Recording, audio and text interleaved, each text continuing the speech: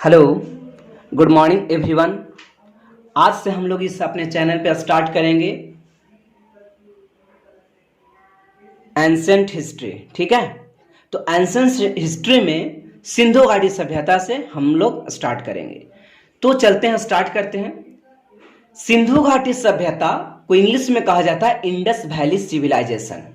इसे हड़प्पा सभ्यता भी कहा जाता है।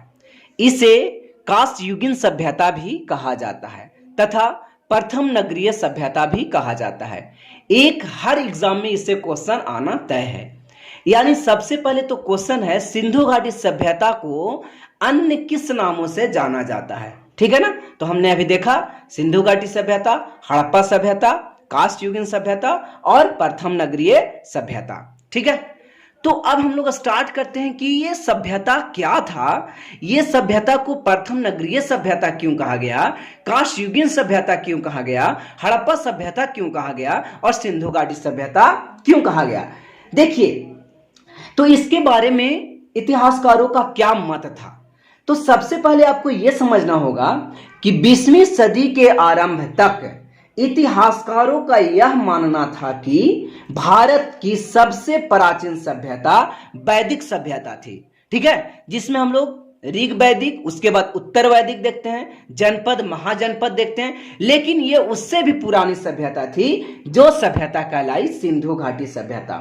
लेकिन 1920 के दशक में जॉन मार्शल, वहां पे लिखा हुआ है जॉन मार्शल। ठीक है, तो 1920 के दशक में जॉन मार्शल ने, जो पुरातात्विक विभाग के अध्यक्ष थे, किसके विभाग के अध्यक्ष थे, पुरातात्विक विभाग के अध्यक्ष थे, जिसमें इसमें जहां महान कार्य किए वो दयाराम साहनी, राखाल दास बनर्जी आदि इतिहासकारों के द्वारा भारत के जब उत्तर पश्चिम क्षेत्र, भारत के किस क्षेत्र, भारत के पश्चिम क्षेत्र देखिए, उत्तर पश्चिम क्षेत्र ये वाला एरिया में, ये उत्तर यहां से। ठीक है, थोड़ा सा यहाँ ज्योग्राफी आपको ये जानना होगा इस मैप के अकॉर्डिंग कि यहाँ पे एक ग्लेशियर, ये तिब्बत वाला एरिया में, चीन के जो तिब्बत वाला पार्ट है, यहाँ पे मानसरोवर झील में चिमांग यांगडुंग ग्लेशियर से यहाँ पे क्या निकला है, सिंधु नदी निकली है। ठीक है, ये भारत के कुछ जम्मू कश्मीर वाले इलाके से होते हुए पाकिस्तान में चला जाता है और अरब सागर में गिर जाता है। ठीक है ना, तो इसके बारे में समझना था। सिंधु तंत्र के आसपास जब खुदाई किए गए तो अनेक स्थलों की एक नई सभ्यता का पता चला, जिससे कि न केवल भारत के सर्वाधिक प्राचीन सभ्यता माना गया, बल्कि ये विश्व की प्रथम नगरीय सभ्यता थी। ये विश्व पहले भी और भी, जैसे दजला फारात की सभ्यता, सुमेरियम की सभ्यता, मोसोपोटामियम की सभ्यता, मिस्र की सभ्यता, ये सब इसके कंटेम्प्रोरी बहुत सी सभ्यता थी। लेकिन प्रथम नगरीय सभ्यता के रूप में विकसित थी सिंधु घाटी सभ्यता। ठीक है, तो इस सभ्यता का नाम क्या रखा गया, सिंधु घाटी सभ्यता या हड़प्पा सभ्यता। देखिए, इसकी खोज कैसे हुई, सिंधु घाटी सभ्यता कब कब कौन से इसमें लोग जुड़े और इस सभ्यता के बारे में पता चला। तो सिंधु घाटी सभ्यता के बारे में सर्वप्रथम 1826 में, कब, 1826 में चार्ल्स मेसन, 1826, ये सब नाम याद करना बहुत ही इंपॉर्टेंट है। 1826 में चार्ल्स मेसन ने हड़प्पा के टीले के बारे में बताया। हड़प्पा में एक टीला है, उसके बारे में इन्होंने बतलाया, लेकिन इस पर ज्यादा कोई ध्यान नहीं दिया। इसके चलते ये बातें कुछ दिन बाद दब गई। लेकिन उसके बाद रेलवे लाइन का सर्वे करते हुए, जब रेलवे लाइन बनाया जा रहा था 1853 के इर्द गिर्द में, कब बनाया जा रहा था, 53 के इर्द गिर्द में, उस समय कनिंघम के समय, ठीक है ना, तो कनिंघम में हड़प्पा टीले के बारे में जानकारी दी। किसने जानकारी दी, हड़प्पा टीले के बारे में कनिंघम ने। लेकिन इस बात को भी ज्यादा दिन नहीं चला और ये भी दब गया। ठीक है, लेकिन समय बीतता गया और अंततः 1920 में जॉन मार्शल की अध्यक्षता में, जो पुरातात्विक विभाग के अध्यक्ष थे, इनकी अध्यक्षता में जो कामगार, काम करने वाला विभाग के जो सबसे सर्वोपरि व्यक्ति थे, दयाराम साहनी, राखाल दास बनर्जी, इन सबों ने ये क्या किया, स्थलों की खुदाई का जिम्मा लिया। ठीक है, तो वहां पे काम शुरू करवाया गया 1921 के इर्द गिर्द। कब, 1921, याद रखिएगा ये डेट, 1921 ये 20 की घटना हो रही थी, लेकिन 1920 में दयाराम साहनी ने, कौन? दयाराम साहनी, 1921, है ना, 1921 में दयाराम साहनी ने हड़प्पा स्थल की खुदाई की और 1922 में मोहनजोदड़ो, 1922 में किस जगह का खुदाई किया? मोहनजोदड़ो ने, राखलदास में मोहनजोदड़ो का खुदाई किया राखलदास बनर्जी ने। ठीक है, तो यहां से तो आपको एक ही क्वेश्चन ऐसे ही मिल जाएगा। हड़प्पा की खुदाई किसने की? दयाराम साहनी। हड़प्पा की खोज किसने किया? दयाराम साहनी। कब किया? ठीक है, 1921 ईस्वी में राखलदास बनर्जी ने मोहनजोदड़ो का खुदाई किया या मोहनजोदड़ो के बारे में बताया, पता लगाया 1922 में। ठीक है ना। यहां से एक बहुत इंपॉर्टेंट ये आता है कि कौन नदी के किनारे है। ठीक है, तो ये रावी नदी किनारे है। हड़प्पा किस नदी किनारे है? तो हम लोग बारी बारी से फिर से देखेंगे। रावी नदी के किनारे है और राखलदास बनर्जी ने जो यहां पे जो सभ्यता की खोज की थी, ठीक है ना, मोहनजोदड़ो का, ये किसने खोज किया? राखलदास बनर्जी ने मोहनजोदड़ो का। और ये सिंधु नदी के पर स्थित है। ठीक है ना। तो यहां से आपको दो चीज सीखने को मिला। और एक पॉइंट और आता है, ये पाकिस्तान के मोंटगोमरी जिले में है। कौन सा जिले? मोंटगोमरी जिला। ठीक है ना, याद रखिएगा, पाकिस्तान के कौन सा जिला में? मोंटगोमरी जिला में। तो नई सभ्यता के बारे में पता चला। वह सभ्यता क्या थी? हड़प्पा सभ्यता। हड़प्पा के बाद बहुत बड़े स्तर पर सिंधु नदी के इर्द गिर्द, ये सिंधु नदी के इर्द गिर्द, ठीक है ना, अनेक स्थलों की खुदाई की गई। इसके बाद यह सभ्यता का नाम दिया गया सिंधु घाटी सभ्यता। सबसे पहले कौन सा स्थल मिला?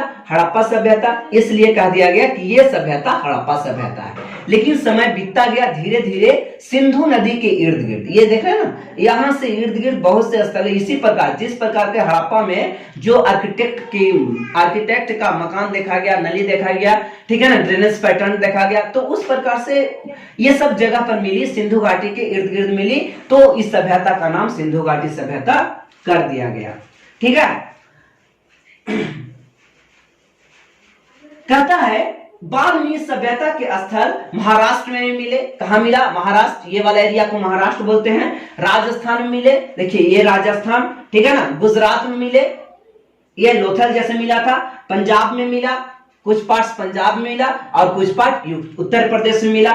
तो इसलिए इस सभ्यता का नाम कांसा के अधिक मिला, यहाँ पे अधिक मात्रा में कांसा मिला था, यानी कांसा के आविष्कार के बारे में भी लोग जानता था। ठीक है, कांसा के बारे में समझिए, कांसा है क्या? ये बहुत ही एक कल्चर, बहुत बढ़िया कल्चर को ये दर्शाता है। ये मिश्र धातु है जो कॉपर और ये टीन का बना होता है। याद रखिए, कॉपर और टीन का कांसा बना होता है, मिश्र धातु। यानी ये लोग एक दूसरे धातु को पिघला करके और एलॉयज बनाने की भी विधि, ये कला जानते थे। ठीक है ना।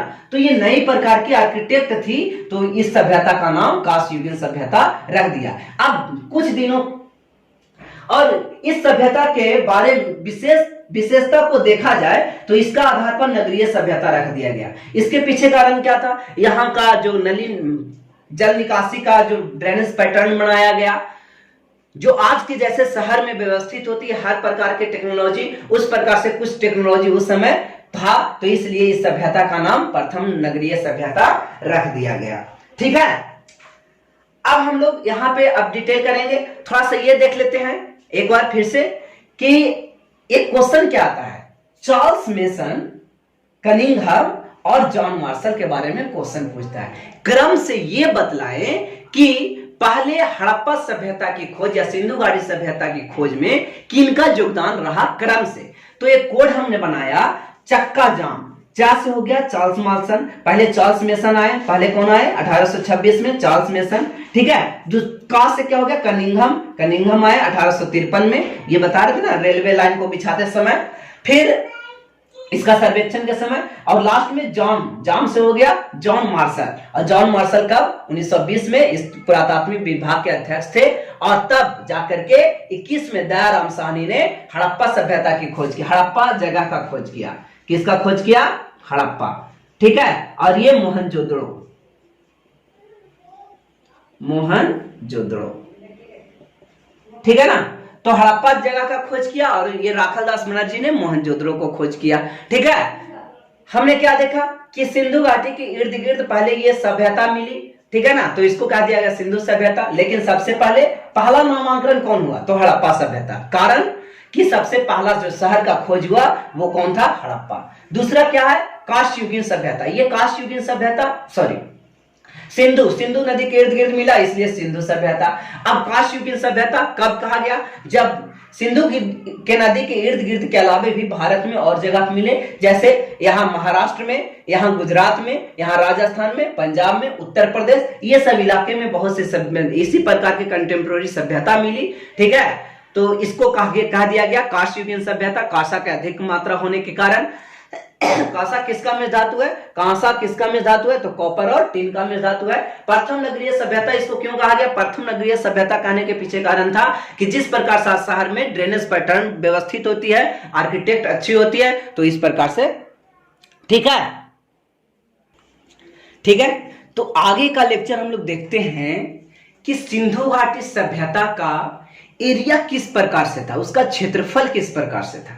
ठीक है, सिंधु घाटी सभ्यता की चौहद्दी कैसी थी, और सिंधु की सहायक नदी, बहुत बार एग्जाम में तो ये पूछ देता है इसकी सहायक नदी निम्नलिखित में कौन सा नहीं है, या अगर है भी तो क्रम से मिलाने के लिए कि सिंधु के बाद कौन है, उसके बाद कौन है, उसके बाद कौन है। तो ये सब हम लोग सारा चीज ट्रिकली देखेंगे। ओके, कोई प्रॉब्लम नहीं आएगा यहाँ पे, ठीक है ना, हर चीज को ट्रिक से देखेंगे। तो सिंधु घाटी सभ्यता के उत्तर में क्या है, उत्तर में मांडा है। उत्तर में यहां पे क्या आप देख रहे हो, मांडा, मांडा जम्मू कश्मीर में है। मांडा कहां है, जम्मू कश्मीर में। दक्षिण में दैमाबाद, दैमाबाद ये कौन सा इलाका को कवर करता है, तो महाराष्ट्र को। पूरब में आलमगीरपुर, उत्तर प्रदेश, यहां पे क्या है, उत्तर प्रदेश, यूपी। पूरब में आलमगीरपुर, और ये सुत कांगेडोर पश्चिम में बलूचिस्तान प्रांत पड़ता है, पाकिस्तान के बलूचिस्तान प्रांत में सुत कांगेडोर पश्चिम में। ठीक है, अब हम लोग इसे क्या करते हैं, एक कोड के द्वारा अच्छा से समझते हैं। ठीक है ना, कभी कभी पूछती है कि सिंधु घाटी सभ्यता की आकृति कैसी है, तो आकृति चतुर्भुज का आकार है। देखिए है ना, चतुर्भुज, यहां से ऐसे ऐसे, ये चतुर्भुज का आकार का है। इसका क्षेत्रफल क्या है, सिंधु घाटी सभ्यता का क्षेत्रफल 12,99,600 किलोमीटर स्क्वायर, 12,99,600 किलोमीटर स्क्वायर। अगर क्वेश्चन करे कि उत्तर से दक्षिण का विस्तार कितना किलोमीटर है, तो उत्तर नॉर्थ से लेकर के साउथ तक विस्तार को देखते हैं तो 1600 किलोमीटर पड़ता है, जबकि पश्चिम से पूरब की ओर, पश्चिम से पूरब ईस्ट की ओर इसका विस्तार 1400 किलोमीटर है। ठीक है, ऊपर से नीचे विस्तार ज्यादा है 1600 किलोमीटर, और पश्चिम से पूरब की ओर विस्तार 1400 किलोमीटर है। ठीक है, अब देखते हैं कि इसकी जो चौहद्दी है कहां है, उत्तर में। उत्तर में मांडा, वो चिनाब नदी पर, उत्तर में मांडा चिनाब नदी पर जम्मू कश्मीर में। दक्षिण में दैमाबाद प्रवरा नदी पर, ठीक है, और ये कहां है, तो महाराष्ट्र में। पूरब में आलमगीरपुर, पूरब में आलमगीरपुर हिंडन नदी के किनारे, और पश्चिम में उत्तर प्रदेश में ये पड़ता है, यूपी। ठीक है ना, और पश्चिम में सुत कांगेडोर, ये दास्क नदी के किनारे है, या दासक भी लोग बोल देते हैं, तो दास्क नदी के किनारे सुत कांगेडोर। ठीक है ना, ये पाकिस्तान के बलूचिस्तान प्रांत में पड़ता है। ठीक है, अब ये कोड से याद रखना बहुत ही इजीली हो जाता है। कोड है उमा ददा पस्सू को पुआल दो, तो उ से उत्तर में, मा से मांडा, उत्तर में क्या है, मांडा, उत्तर में मांडा। ददा, दा से दैमाबाद, दा से दैमाबाद यानी दक्षिण में दैमाबाद, आप देख लो ना कि दक्षिण में दैमाबाद। पशु, पास से पश्चिम सुत कांगेडोर, तो पश्चिम में सुत कांगेडोर, यहाँ पे पश्चिम में क्या है, सुत कांगेडोर, ये पश्चिम में सुत कांगेडोर। और पूरब, पू से पूरब, और आल दो मतलब आलमगीरपुर, आलमगीरपुर पूरब में, उत्तर प्रदेश में क्या है, आलमगीरपुर। तो आपको कोड याद रखना है, बाकी इसमें कोई झंझट ही नहीं है। सिंधु सभ्यता में बहुत सा क्वेश्चन इतना ही में सोल्व हो जाएगा। कोड क्या है, उमा ददा पस्सू को पुआल दो, कम से कम 5-10 बार ये कोड सिर्फ याद कीजिए, आपको एग्जाम में क्वेश्चन अपने आप बन जाएगा बिना याद किए। तो कोड क्या है? उमा ददा पशु को पुआल दो, उसे उत्तर हो गया मांडा, दस से दक्षिण दैमाबाद, पास से पश्चिम, सु से सुतकांगेडोर, पश्चिम में सुतकांगेडोर अव्वल। अब देखिए कभी कभी एग्जाम में जो क्वेश्चन आता है कि सिंधु की 5 जो सहायक नदी है वो क्रम से क्या है, तो ये कोड याद रखिएगा, सिंधु की 5 नदी क्रम से है झेची रावस। क्या है? झेची रावस, याद कीजिए कोड झेची रावस। झे से झेलम, ची से चिनाब, रा से रावी, बा से ब्यास, सा से सतलज। ये सिंधु घाटी सभ्यता या सिंधु नदी के 5 सहायक नदी है और ये भी क्रम से। सबसे इंपॉर्टेंट तो ये है कि ये क्रम से है। ओके, तो मेरा विश्वास इतना है कि आपको ये यहां से अब क्वेश्चन छूटने वाली नहीं रही होगी। देखिए अब हम लोग यहाँ पे पढ़ने वाले हैं कि ये स्थल है, सप्त संधव प्रदेश भी इसे कहा जाता है। तो सब संधव प्रदेशों का ये स्थल है और यहाँ पे दिया जा रहा है कि कौन सा नदी के किनारे ये स्थल बसा हुआ है और इसके बारे में थोड़ा सा और डिटेल जानकारी। ठीक है, इस ज्यादा डेट की जरूरत नहीं पड़ती है, ईस्वी 2 ही को पूछता है तो हमने 2 का ईस्वी लिखा है और बाकी इसकी जगह का कौन खोज किया ये भी एग्जाम में क्वेश्चन नहीं आती है। 1-2 आता है तो 1-2 हमने लिख दिया। ठीक है, तो एक एक को बारी बारी से हम लोग याद करने की भी कोशिश करते हैं। सबसे पहले हड़प्पा। हड़प्पा रावी नदी के बाईं तट पर है। एक बार एग्जाम में ये क्वेश्चन पूछ चुका था इसलिए यहाँ पे दे दिया गया कि हड़प्पा रावी नदी के बाईं तट पर है। 1921 में दयाराम साहनी ने खोज किया। ठीक है ना, तो ये पाकिस्तान में है। ठीक है, पाकिस्तान में मोंटगोमरी जिला, याद रखिएगा पाकिस्तान के कौन सा जिला? मोंटगोमरी जिला। और जो मोहनजोदड़ो है राखलदास बनर्जी ने 1922 में खोज किया। मोहनजोदड़ो सिंधु नदी किनारे है और ये लरकाना जिला में है। ठीक है ना, तो पहला जो है उसका आप कोड बना सकते हैं हरामो याद रखिएगा, काम चल जाएगा। हा से हो गया हड़प्पा, रा से हो गया रावी और मो से मोंटगोमरी जिला। ये बहुत इंपॉर्टेंट है। इसके पीछे कारण क्या है कि जब ये कोड याद रहेगा, कभी कभी मोंटगोमरी और लरकाना में कंफ्यूजन क्रिएट हो जाता है तो उस कंफ्यूजन से ये बचाएगा। कोड क्या है? हरामो। ठीक है ना, हड़प्पा रावी नदी के तट पर और मो से मोंटगोमरी जिला। तो एक मोंटगोमरी है तो अपने आप अगला लरकाना हो जाएगा। अगला है सुतकांगेडोर, दास्क नदी किनारे, बलूचिस्तान प्रांत, पाकिस्तान में। तो ये तो बस इतना याद रखना है। चनहुद्रो सिंध प्रांत, सिंधु नदी किनारे। अक्सर क्वेश्चन सिंधु नदी किनारे जो भी आएगा वो पाकिस्तान प्रांत में चला जाएगा। ठीक है ना। कालीबंगा, घग्घर या घग्घर भी कहा जाता है, इसको प्राचीन सरस्वती नदी है। ये प्राचीन सरस्वती नदी जिसे घग्घर कहा है। ठीक है ना। ये गंगानगर राजस्थान, गंगानगर डिस्ट्रिक्ट राजस्थान का डिस्ट्रिक्ट है गंगानगर। कभी कभी एग्जाम में तो डायरेक्ट पूछ देता है कि कालीबंगा किस राज्य में है, तो राजस्थान हो जाएगा। लेकिन उस राज्य के जगह का नाम पूछ देता है, कौन सा जिला में पड़ता है, तो कालीबंगा गंगानगर। ठीक है। लोथल भोगवा अहमदाबाद में, यानी गुजरात में पड़ता है। ये अहमदाबाद गुजरात की राजधानी है। आमरी सिंध प्रांत में। ठीक है ना। रोपड़ सतलज ये पंजाब में। रंगपुर मादर ये भी अहमदाबाद गुजरात में। कोट दीजी सिंध प्रांत में। जो जो इंपॉर्टेंट है उसको देखिए। सबसे पहले ये दोनों बहुत ज्यादा इंपॉर्टेंट है, हड़प्पा और मोहनजोदड़ो। ठीक है ना। उसके बाद इंपॉर्टेंट है ये कालीबंगा, लोथल, ठीक है, रोपड़ और रंगपुर। ये 4 और इंपॉर्टेंट। कालीबंगा याद रखिए राजस्थान, कालीबंगा राजस्थान, लोथल गुजरात, रोपड़ पंजाब और रंगपुर गुजरात। ठीक है ना।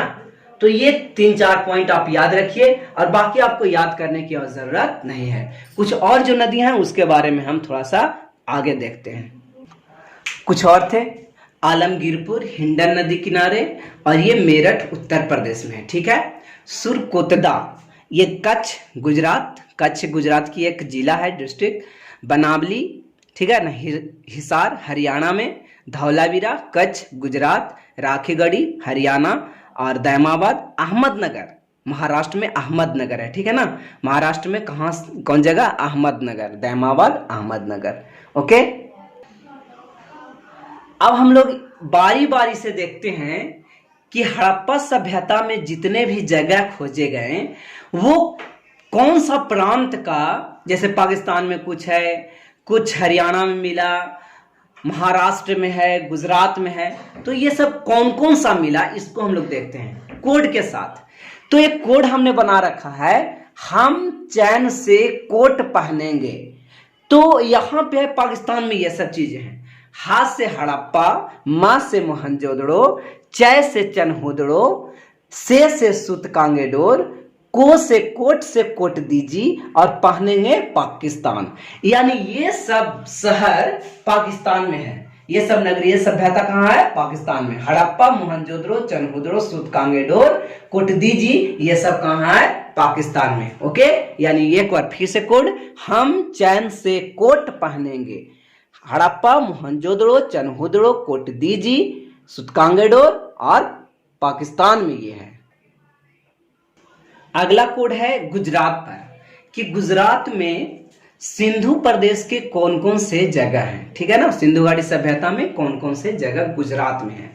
तो सबसे पहले आप एक जान जाओ, क्या है? लोथल, लोथल, रंगपुर, सुरकोतदा, धौलावीरा।